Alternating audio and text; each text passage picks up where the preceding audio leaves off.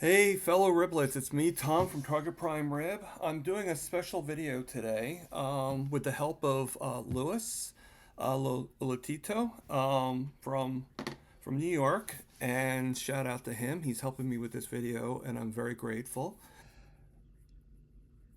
I'm doing this new video, and I'm going to show you a clip from an old live that I did back when I actually did my arm for the first time, and it's healing. It's not healing as fast, but that was because it was really bad and everything. So and don't worry, I'm not picking at it. I'm just rubbing it. So my nose. You saw how bad my nose was. All right. So Yeah, the oil's boiling. So I'm gonna turn on the light here, and just wish me luck. I'm gonna just drop this in there real quick. Oh! Ow! Ow! I'll be right back. okay, don't worry. I've got it. I've got the cover. We're going to call the. I mean, here, obviously it was pretty bad. And I, which is why I put it in which is why I'm putting it in the thumbnail. But, this is my theory. And my boss actually at Quick Check actually suggested that I actually do an explanation of why I think that this way of life, this carnivore diet, is actually the reason why I healed so quickly. Most of the time I would not have healed this quickly. And I think that this is it.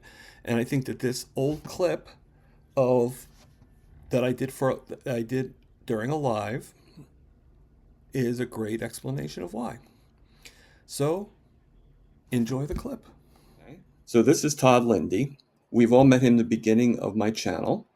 All right. And I used ChatGPT to create a cartoon character of Todd Lindy. Okay. So this is Todd Lindy, and he tells about cholesterol how cholesterol heals open wounds. And I just want to kind of put that out. I know it's a little bit more educational than what we're used to.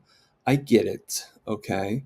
But I'm going to 7 different segments on why cholesterol is actually good for us, okay?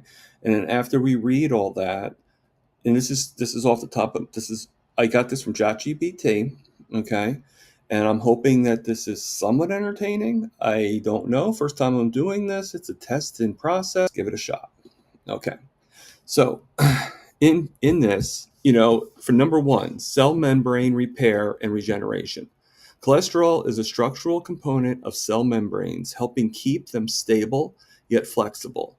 During wound healing, new skin cells, keratinocytes and fibroblasts must form and migrate to close the wound, and that requires plenty of cholesterol for building new membranes. 2 is formation of the skin barrier, epidermal barrier function. After re-epithelialization, new skin growth, the outer skin layer, stratum corneum, needs lipids, ceramides, fatty acids, and cholesterol to restore the protective barrier.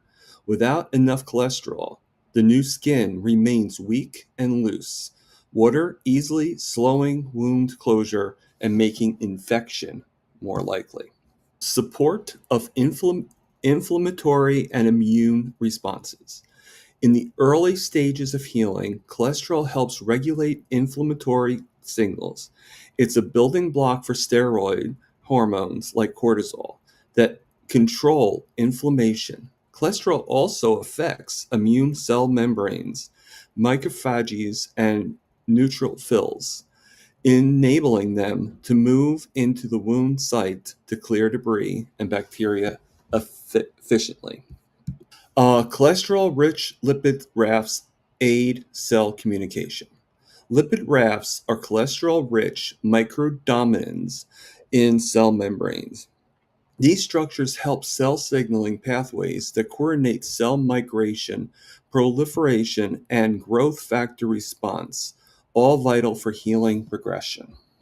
5. Source of bioactive molecules, vitamin D, and steroid hormones.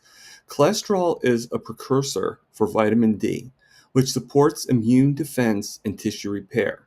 It's also used to synthesize steroid hormones like estrogen and cortisol, which influence inflammation and collagen disposition in healing tissue. 6.